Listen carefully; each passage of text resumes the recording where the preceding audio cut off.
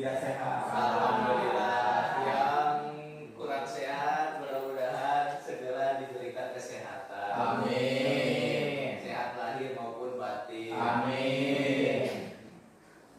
Nah, Bapak Ibu, untuk pagi ini kita akan membahas sebuah budaya positif. Nah, terima kasih sekali lagi Bapak Ibu telah berkenan untuk mengikuti kegiatan ini, membantu saya pribadi untuk melaksanakan salah satu tugas CGP, calon guru penggerak ya, di modul 1.4, yaitu tentang budaya positif. Untuk hari ini akan diberikan sebuah materi tentang budaya positif. Nah, sebelum ke materinya, ada yang sudah mengenal contoh budaya positif di sekolah itu apa saja? Ada yang tahu? Saya Pak. Ya, seperti apa budaya positif? Menurut saya budaya positif di sekolah ya, khususnya di sini itu budaya kebiasaan ya Pak. Ya. Karena namanya budaya awalnya kalau tidak dipaksakan itu akan susah. Gitu. Jadi awalnya dipaksakan agar menjadi kebiasaan. Iya, betul. Ya,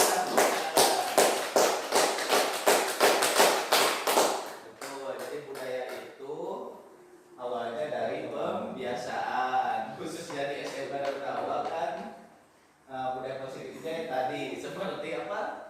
Kerohanian, kemudian kedisiplinan dan sebagainya. Itulah salah satu tentang budaya positif. Next, lanjut kita akan mulai ke konsep inti budaya positif. Itu ada 8 Bapak Ibu, lumayan panjang.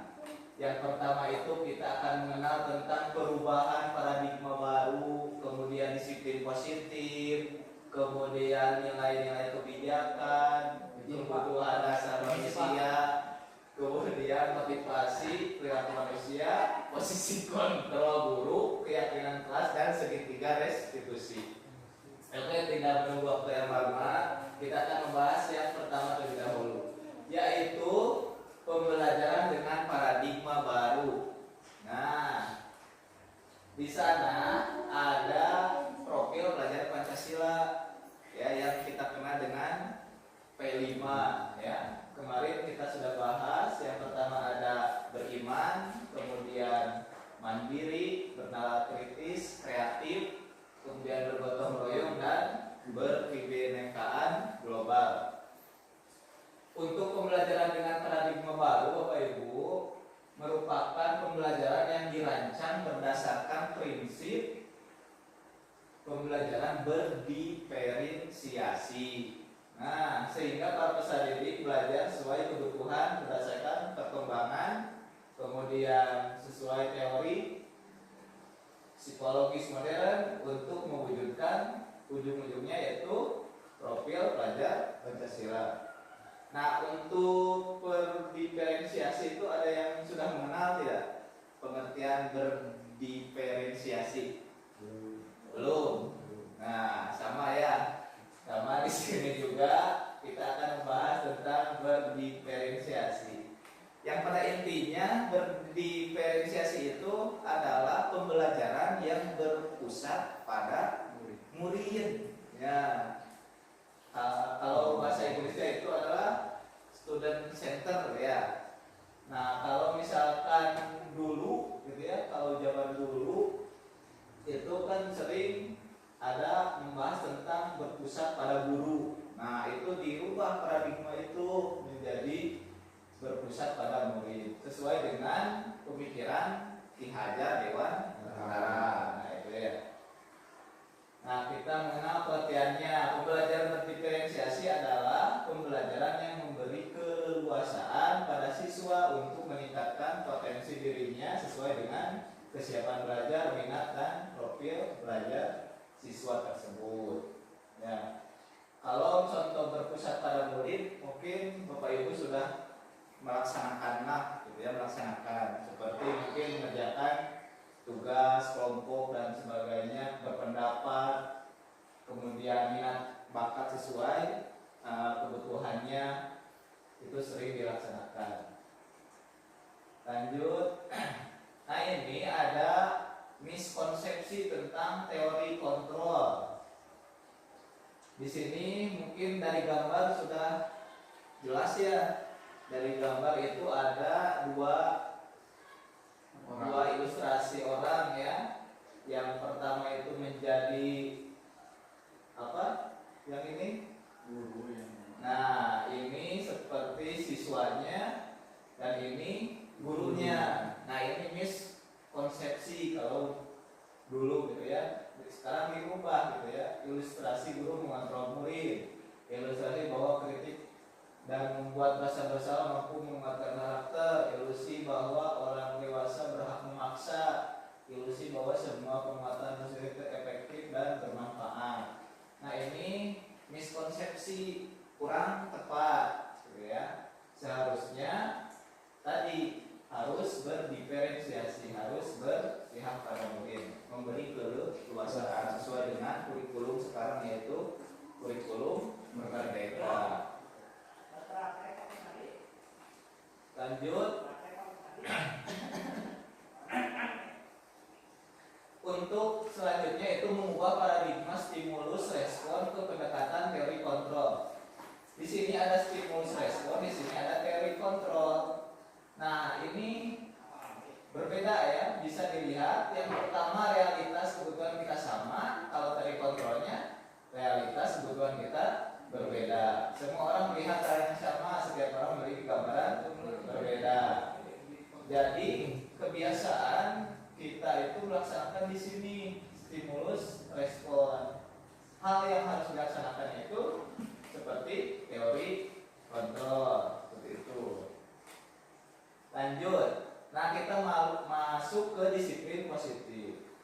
Disiplin itu berasal dari kata disiplina yang artinya belajar ya. Kemudian mengacu pada disiplin diri yang memiliki tanggung jawab terhadap apa yang dilakukannya berdasarkan dengan nilai yang diyakini. Sedangkan disiplin positif merupakan salah satu cara penerapan disiplin yang bertujuan untuk menumbuhkan kesadaran, memberdayakan peserta didik tanpa imbalan, penghargaan, ancaman atau hukuman.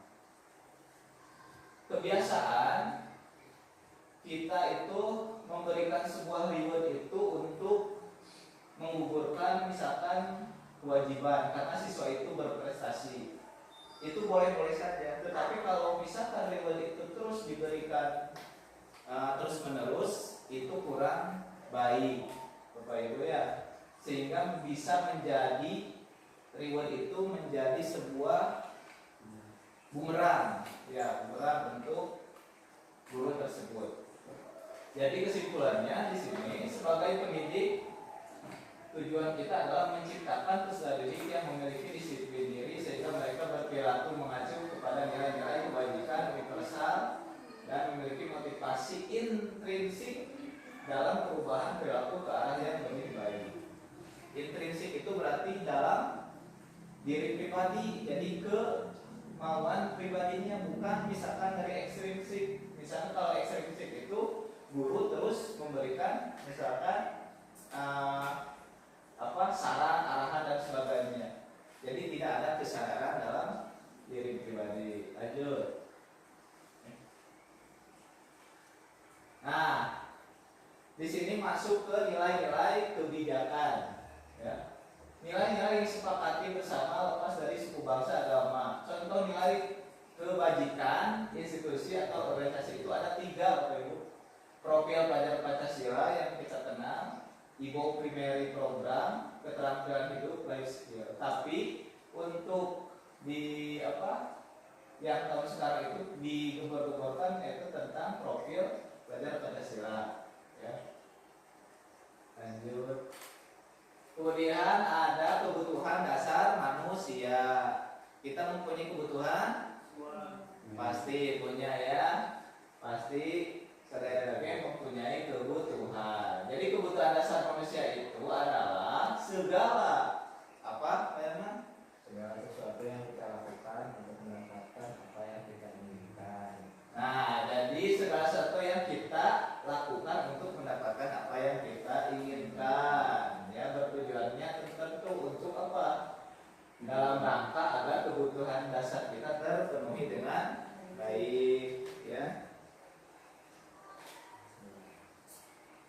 Lanjut. Nah ini 5 kebutuhan dasar manusia itu ini.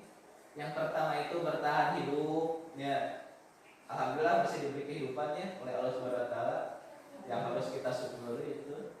Kemudian contohnya makanan. Alhamdulillah orang biasa makannya. Alhamdulillah meskipun ayeuna teu acannya. Kemudian pakaian. Alhamdulillah diaracu sadayana. Tempat tinggal alhamdulillah gaduhnya teu kahujanan. Keamanan alhamdulillah di Indonesia mah aman gitu ya. Saudara-saudara kita yang di sana mah gitu ya. Di mana? Di misalkan Palestina ya. Itu kan sulit mencari keamanan itu ya. Palestina di Papua. Ya. Sulit juga. Kemudian yang terakhir kesehatan. Alhamdulillah orang diberi kesehatan. Itu beragam hidup. Yang kedua itu kasih sayang dan rasa diterima. Alhamdulillah di sini udah diberi kasih sayang. Belum. Ya, yang jomblo mohon maaf ya. Kemudian di sini contohnya rasa diterima kan kita ingin diterima ya, dipedulikan, apalagi berbagi, kerjasama, bekerja bersama-sama, kemudian menjadi bagian dalam kelompok, tidak diacuhkan. Kemudian penguasaan, contohnya harga diri ya, pasti kita mempunyai harga diri kita, tidak inginkan kita diinjak-injak harga diri kita. Kemudian keinginan untuk dianggap, memimpin, berprestasi, diakui dan didengar. Kemudian kebebasan, kita ingin mandiri, kita ingin memiliki pilihan, ya, tidak ingin dibatasi, mencoba hal baru, kemudian mampu mengendalikan arah diri kita. Kesenangan, alhamdulillah senangnya di diamnya. Alhamdulillah bisa bermain, Murah. ya yang suka misalkan murah, yang suka layangan, yang suka olahraga, hobi badminton, laksanakan, yang suka tidur, itu kan kesenangan. Yang suka cari masalah ada gitu ya, bebas. Humor ya.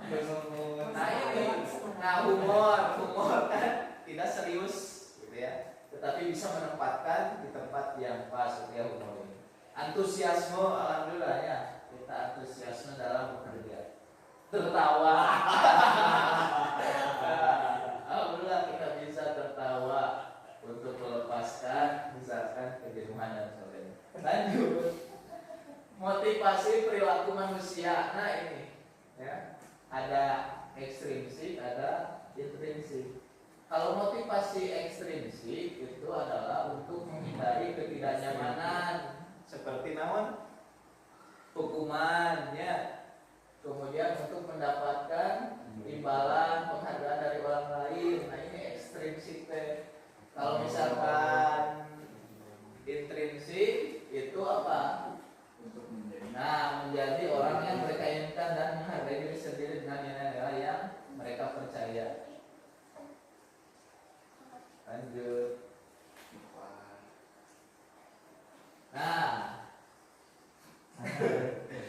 Mata ya.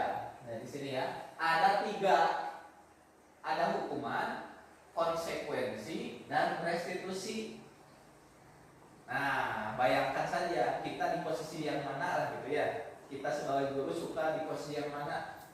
Misalkan gimana kalau hukuman tidak terencana, tiba-tiba gitu ya, murid tidak tahu apa yang akan terjadi, tidak dilibatkan, bersifat satu arah, kemudian berubah hukuman fisik dan psikis. Nah kalau hukuman ya sering di mana gitu ya. Kemudian konsekuensi mah terencana, disepakati sesuai peraturan, murid tetap dibuat tidak nyaman, kemudian sikap guru selalu memonitor murid. Nah, kemudian restitusi yaitu proses menciptakan kondisi bagi murid untuk memperbaiki kesalahan, kemudian proses kolaboratif yang mengajarkan murid untuk mencari solusi sendiri. Nah, tentu saja kalau misalkan saya pribadi itu masih dalam kategori ini ya, hukuman dan konsekuensi ya sering kita laksanakan, apalagi kalau misalkan berhubungan dengan langsung dengan siswanya. Misalkan BPBK di sini ada Pak Ahmad, ya. Misalkan konsekuensi suka direncanakan, ada juga hukuman suka mendadak, ya. Kalau misalkan ada siswa yang melanggar, nah alangkah lebih baiknya menurut perilaku atau menurut pemikiran Haigan Dewantara itu adalah harus ke sini, ya, harus ke restitusi, ya. Jadi siswa itu harus bisa mencari solusi sendiri, gitu ya. Nah, di sini ada 5 posisi kontrol guru. Di sini yang pertama ada penghukum. Nah, kedua pembuat merasa bersalah, teman, pemantau, manajer. Nah, kita suka di posisi mana kontrol kita? Tergantung situasi. Nah, tergantung situasi, bisa tergantung jabatan. Tetapi kalau melihat lebih jelasnya lagi nanti itu, yang seharusnya itu posisi kontrolnya yaitu harus menjadi manajer. Bukan. Nah, bukan maksud ke kepala nanti itu. Jadi guru siapapun tidak tergantung dengan kepala ataupun wakasek dan sebagainya. Kita semua harus di posisi ini, manajer. Kita bahas penghukum. Nah, ini ya, kasus siswa tidak memakai atribut lengkap saat upacara bendera. Nah, hormat pada bendera selama 1 jam. Nah, jelas ini naon? Penghukum. Karena tadi dengan apa? Ada fisik, psikis, dan tidak terencana, gitu ya. Jadi jelas ini penghukum. Kemudian ada lagi, berapa kali ibu bapak harus memberitahu kamu selalu saja mengecewakan bapak ibu. Nah, jadi ini pembuat merasa bersalah. Pembuat merasa bersalah jadi si guru itu apa? Merasakan siga salah manehna, gitu ya. Siga salah guru itu, sehingga kecewa terhadap apa yang dilaksanakan oleh murid-murid. Nah, itu ya. Kemudian yang teman, ayo dong ikuti aturan sekolah, tolong bantu ibu bapak ya sekali ini. Ya sudah, tidak apa-apa, lain kali jangan sampai berbuat seperti ini lagi ya. Nah, ini seperti teman ya, seperti teman. Jadi kita dengan murid itu dianggap teman, kemudian bukan, sehingga guru tersebut itu tidak menghukum dan sebagainya, gitu ya. Jadi soknya masuk lah, gitu ya, sebalat iya lah, gitu ya. Itu bisa. Kemudian pemantau. Kalau pemantau, contohnya kamu sudah melanggar peraturan sekolah, kamu tahu konsekuensinya. Setelah upacara kamu beli atributnya ke koperasi dan jangan diulangi lagi. Nah, itu seperti pemantau ya. Jadi guru teh bisa jadi penghukum, bisa jadi pemberi atau pembuat merasa bersalah, teman, pemantau, dan satu lagi yaitu manajer. Manajer ini contohnya, apa kamu tahu kesalahanmu? Tidak. Nah, kira-kira bagaimana kamu memperbaiki kesalahanmu? Nah, jadi ini mas seperti naon? Seperti leader. Iya. Seperti itu. Jadi ini diibaratkan manajer itu yang membuat, misalkan diberikan pertanyaan-pertanyaan kepada siswa itu sehingga siswa itu merasa kesalahannya, kemudian dan mencari solusinya sendiri. Jadi guru itu sebagai manajer, misalnya diberikan pertanyaan, ya pertanyaannya teh bagaimana kamu melakukan itu sehingga kamu telat ke sekolah, misalkan gitu ya. Terus misalkan, nah bagaimana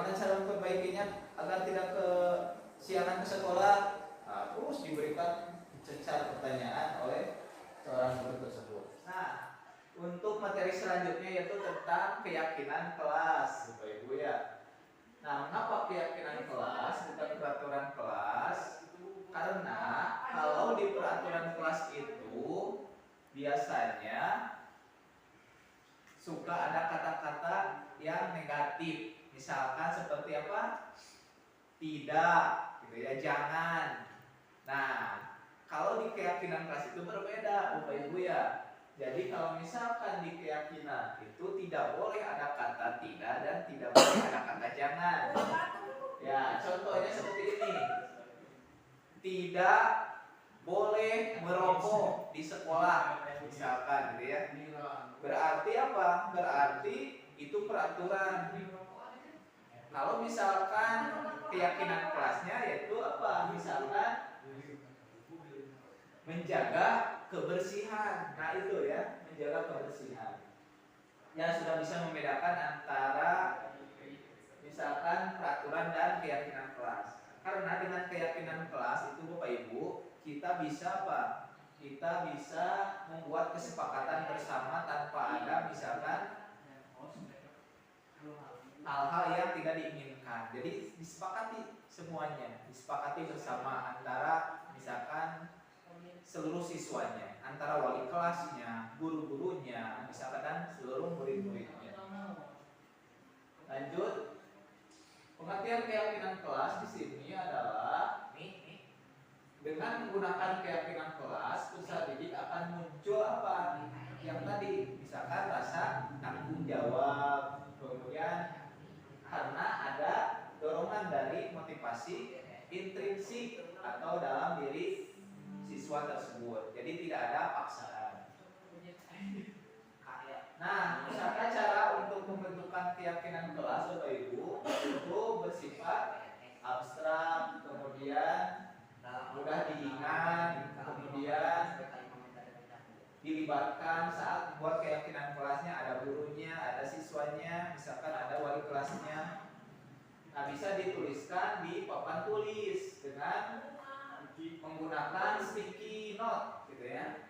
Kemudian ditempelkan, kemudian nanti diseleksi ya, yang sesuai dengan keyakinan kelas kita disepakati bersama itu seperti apa. Setelah dibuat misalkan apa, setelah disepakati bersama, kita dilegalkan misalkan dengan tanda tangan bersama, ada wali kelasnya, ada seluruh siswa-siswinya menandatangani. Nah itu ya, jadi pembentukan keyakinan kelas. Nah yang terakhir itu ada segitiga restitusi. Nah segitiga restitusi ini adalah suatu proses dialog yang dijalankan oleh guru agar menghasilkan murid yang mandiri dan bertanggung jawab. Pasti semua sepakat Bapak Ibu guru untuk misalkan menjadikan atau menghasilkan murid kita itu yang mandiri dan bertanggung jawab ya. Sangat sesuai dengan apa yang kita harapkan. Untuk segitiga restitusi ini, yang pertama itu ada menstabilkan identitas, yang kedua validasi tindakan yang salah, dan yang ketiga menanyakan keyakinan. Biasanya menstabilkan identitas itu menanyakan siapa yang melaksanakannya, siapa yang melakukannya, distabilkan, ditelusuri. Kemudian yang kedua dicari tindakan yang salahnya itu seperti apa, gitu ya. Misalkan contoh, misalkan ada siswa yang suka terlambat ke sekolah, gitu ya. Kemudian ditanyakan, distabilkan identitasnya siapa, kemudian ditemukan namanya itu, kemudian divalidasi tindakannya. Kenapa terlambat, gitu ya. Apakah ada masalah, misalkan di rumah dan sebagainya, dicari. Kemudian ditanyakan keyakinannya. Keyakinan yang telah kita sepakati di kelas itu apa yang dilanggarnya, ya contohnya. Nah, ini menstabilkan identitas, kemudian validasi tindakan yang salah, kemudian menanyakan keyakinan. Nah, kita contohkan penerapan segitiga restitusi. Di sini ada permasalahan siswa kasusnya ini adalah seorang siswa yang mengganggu ketertiban kelas yang lain, gitu ya. Nah, di sini ada misalkan di sini siswanya Ilham yang melakukan kesalahannya, kemudian ditanyakan oleh guru, kemudian terus dicari ini masuknya kepada segitiga restitusi yang menstabilkan identitas, ditanyakan, dicari ya. Sampai di sini ada kata-kata iya Pak, saya betul melakukannya, gitu ya. Kemudian yang kedua di sini ada penerapannya menstabilkan identitasnya dicontohkan itu seperti ini. Setiap orang pasti punya kesalahan, itu manusiawi. Saya juga pasti pernah membuat kesalahan, tapi saya ingin Ilham tidak mengulangi kesalahan yang sama lagi. Nah, itu divalidasi tindakan yang salahnya. Ya Pak, karena ada tugas yang deadline-nya lama, kemudian saya merasa jenuh dan saya melampiaskannya dengan berteriak-teriak sambil bernyanyi di kelas. Nah, itu salah satu hal yang fatal, yang salah gitu ya. Itu tindakan yang salah, validasi. Dan yang terakhir, Bapak Ibu, di sini ada menanyakan keyakinan. Nah, menanyakan keyakinan ini ada kata-katanya seperti ini. Saya tahu Ilham suka bernyanyi karena itu adalah salah satu hobi Ilham. Tapi pernah ingat tidak bahwa kita pernah membuat keyakinan kelas? Nah, gitu ya. Ingat apa keyakinan kelas yang dilanggarnya? Ya ini, yaitu salah satunya adalah kita harus menghormati teman sekelas. Jadi keyakinan kelas yang dilanggar oleh siswa Ilham tersebut adalah tidak menghormati teman atau guru ya, yang ada di kelas. Nah, itu ya, itu contoh segitiga restitusi. Yang pertama menstabilkan identitas, validasi tindakan yang salah, kemudian menanyakan keyakinan. Nah, itu ya. Nah, itu sudah cukup, alhamdulillah. Kalau tidak ada pertanyaan, kita akhiri. Dan mudah-mudahan kegiatan hari ini, materi tentang budaya positif, mudah-mudahan menjadi budaya kita di sekolah, menjadi menerapkan hal-hal yang positif untuk siswa-siswi khususnya di SMK Darul Dakwah.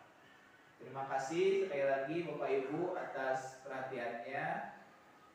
Mudah-mudahan ada manfaatnya. Mohon maaf sekali lagi apabila ada kesalahan. Terima kasih. Wassalamualaikum warahmatullahi wabarakatuh.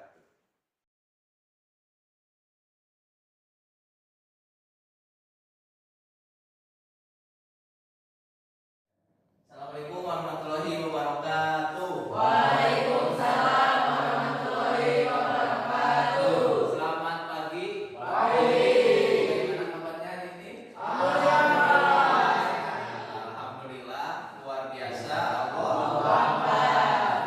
Nah, untuk hari ini kelas 10 T. Untuk hari ini Bapak akan membuat sebuah keyakinan kelas. Apa itu keyakinan? Terang keyakinan apa? Nah, keyakinan kelas itu anak-anakku sekalian itu seperti peraturan. Pasti di sini sudah ada peraturan ya. Misalkan peraturan tata tertib sekolah ada. Kemudian tata tertib kelas. Kemudian ada tata tertib guru. Nah, jadi itu mah aturan gitu ya. Aturan yang baku seperti itu. Nah, ini mah lebih dari sebuah peraturan. Kenapa dinamakan sebuah keyakinan? Karena kalau sudah menjadi keyakinan pasti nanti akan dilaksanakan.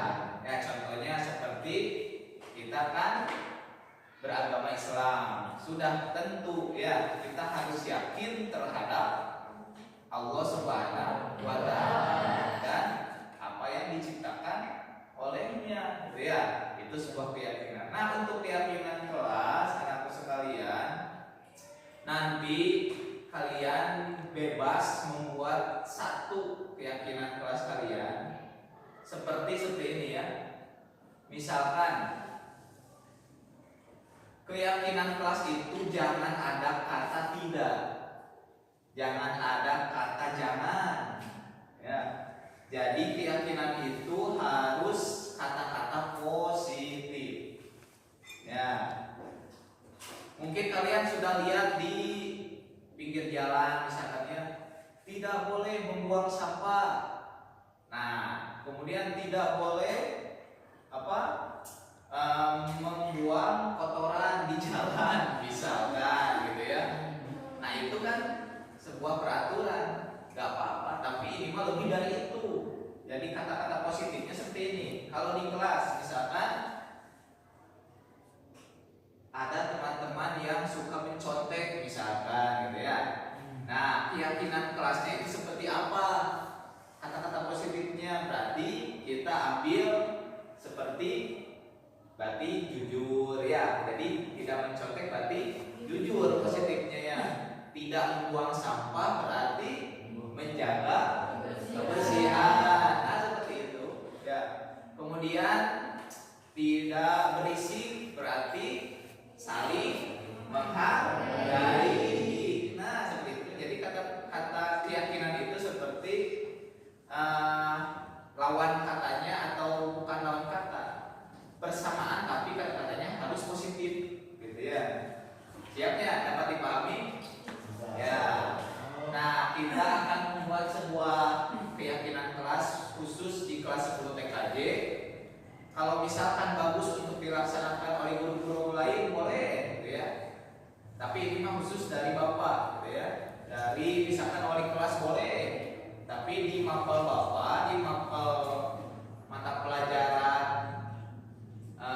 desain grafis ya oleh Bapak. Jadi keyakinan kelasnya itu yang khusus buat Bapak. Misalkan tadi ya sudah dicontohkan jujur, kemudian saling menghargai, saling menghormati, kemudian apalagi datang tepat waktu, kan itu bagus gitu ya, atau keyakinan positif. Nanti Bapak bagikan di sini ada kertas ya, tulis saja satu keyakinan kelas kalian bebas, jangan santun tidak apa-apa ya. Nanti oleh Bapak diseleksi mana nih yang pas untuk di kelas ini ya. Siap?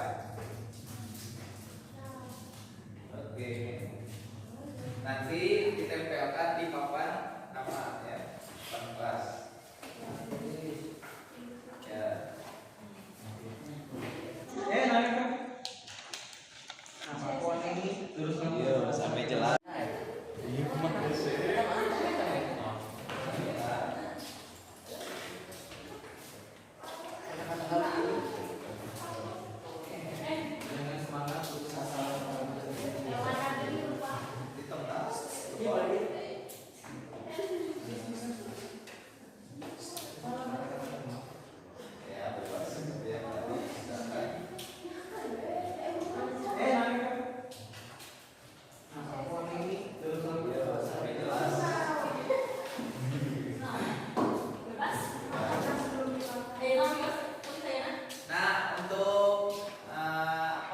Penulisan keyakinannya boleh dari sekarang mulai. Satu saja. Jadi harus positif ya. Tidak boleh ada kata jangan, tidak. Gitu ya. Kata awalannya jangan ada itu seperti katanya tidak. Tidak boleh. Nah, tidak boleh mencontek. Nah, salah. Jadi harus jujur seperti itu.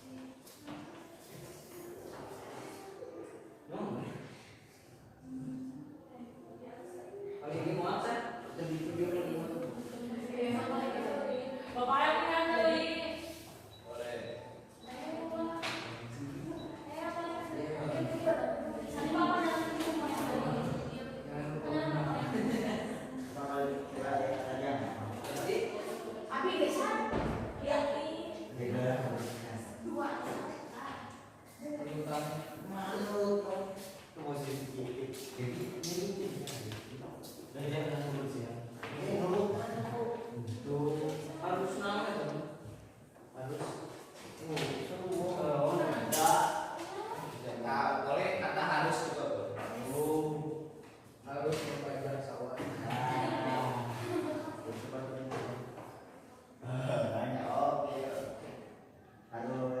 Udah. Kalau yang sudah boleh ditempelkan di sini ya. Kalau yang sudah boleh ditempelkan keyakinan kalian masing-masing. Ya. Boleh silakan. harus nama itu Sandi. harus nama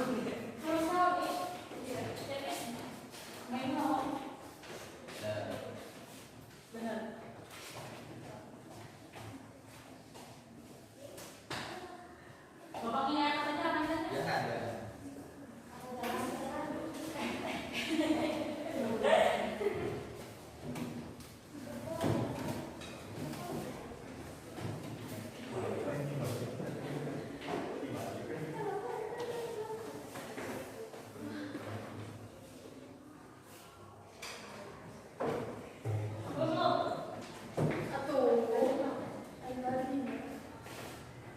Yo. Yo, udah.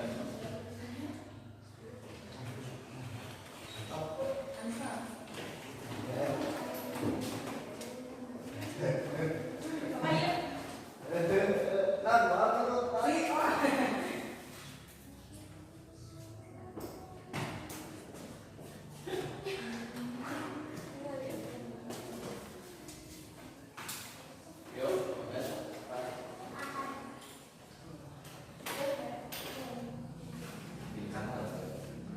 mana nama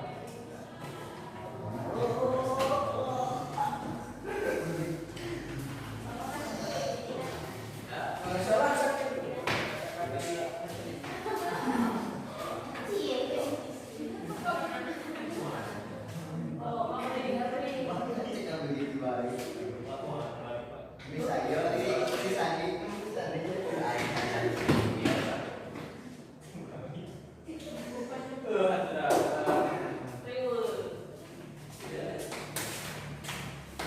lagi. Ramdhani.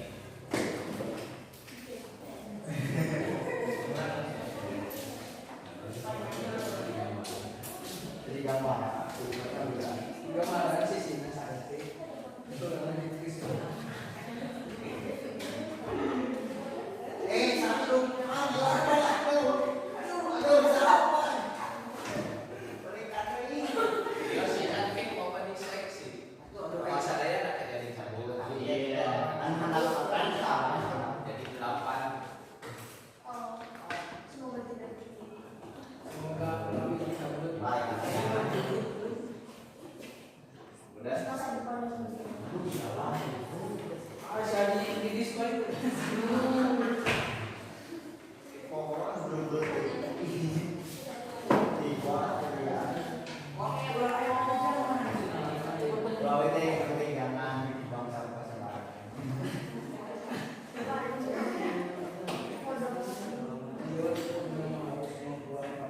Dan belajarlah dengan dia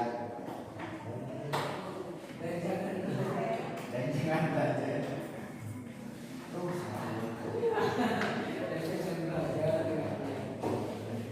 Ya. woi kameramen nih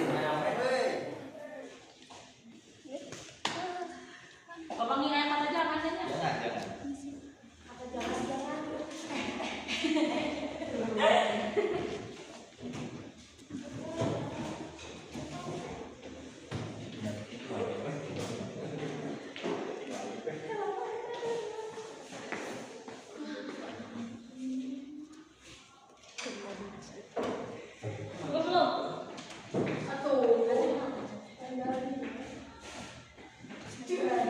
Yo.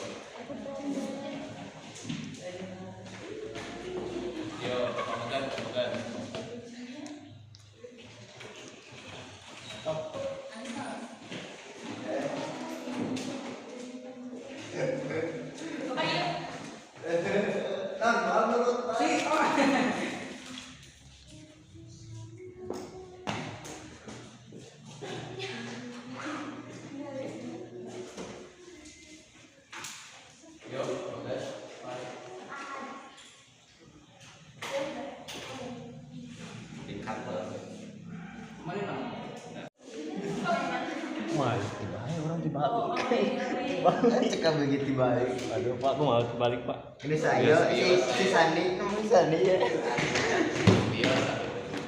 Balik.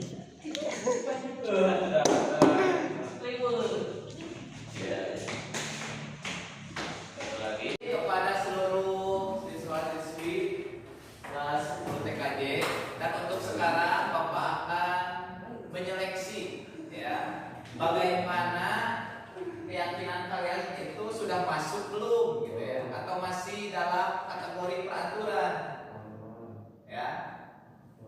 Oke,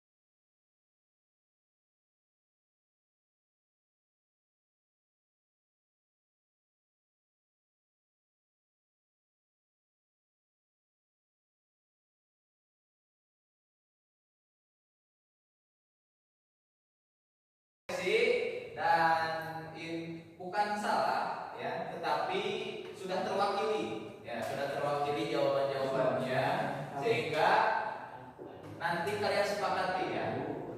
Yang pertama, bertanggung jawab ya terhadap tugas, kemudian belajar dengan aktif dan tertib, boleh minta izin sebelum keluar kelas, lanjut saling menghormati dan saling menghargai satu sama lain, tuh.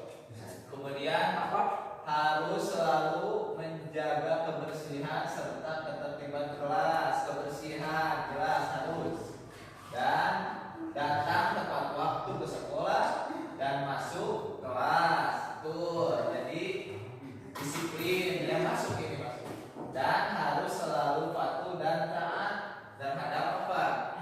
Misalkan keyakinan kelas ini. Nah ini ya, bagaimana? Sepakat ini keyakinan kelas kita? Tepuk tangan untuk kita.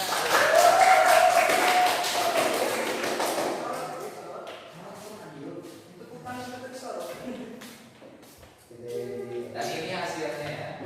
Dan untuk sekarang agar keyakinan kelas ini legal ya, atau misalkan sudah menjadi suatu apa tanggung jawab kita, jadi tidak leha-leha lagi terhadap keyakinan kelas kita, maka dari itu kita akan membuat MOU atau penandatanganan. Silakan nanti kalian tulis nama dan tanda tangan di sini ya, satu orang satu ke depan yang satu-satu. Siap, Ramdhani boleh, ambil pensil. Bisa jalan.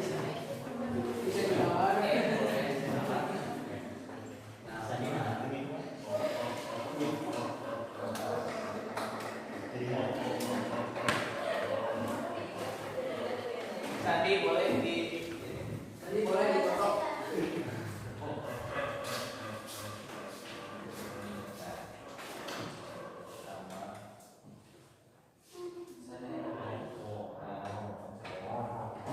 Ada dipotong kan dia kan.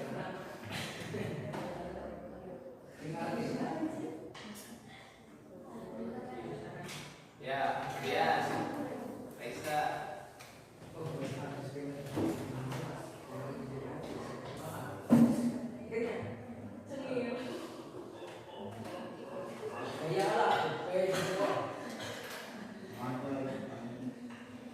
Ya, lanjut.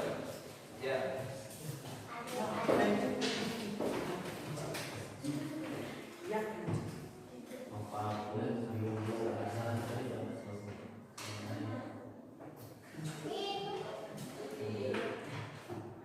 Ya, ini.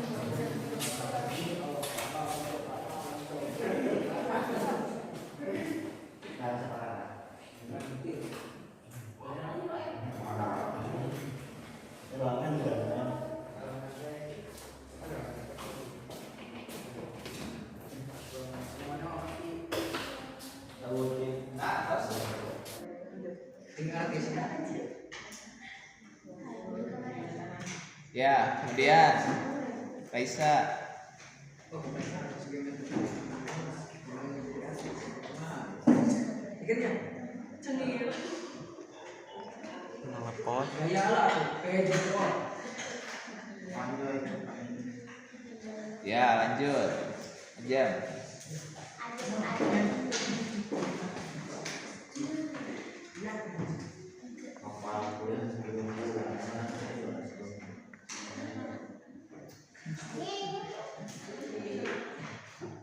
Siap, nih. Iya.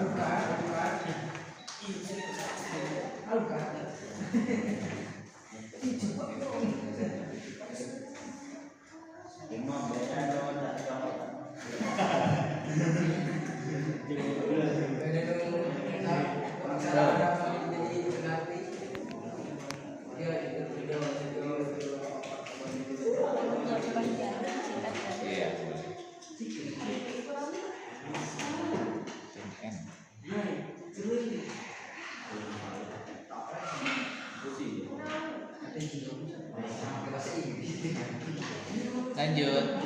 Cahya. Rasilda.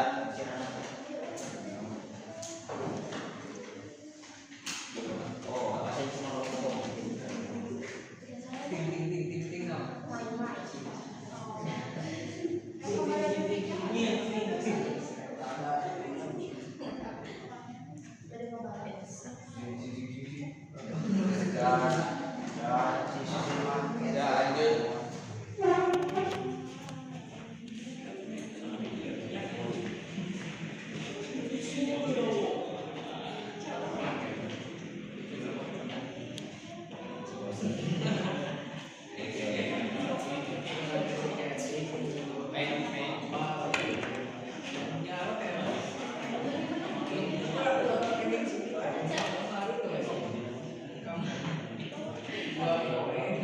Ternyata di sini katanya punya masalah dosen punya Hari ini.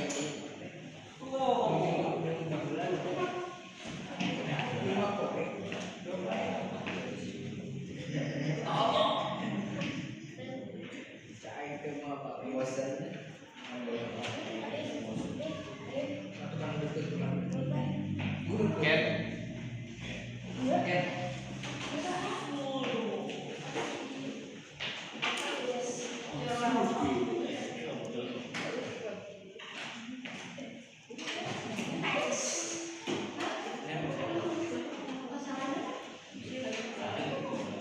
Pak.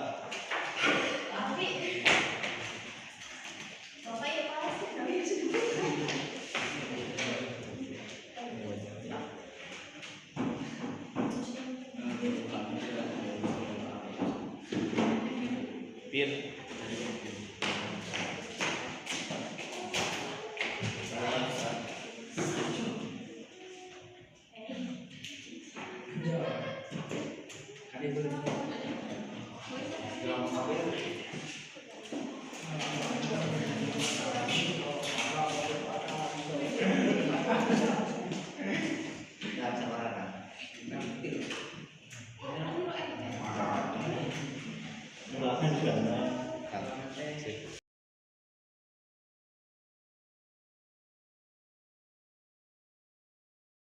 Senang sekali.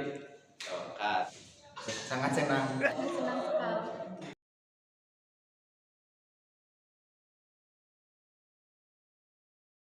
Penting sekali.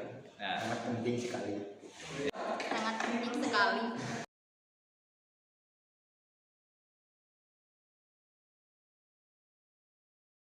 Karena untuk menjaga kepentingan kelas. Jaga ketertiban kelas.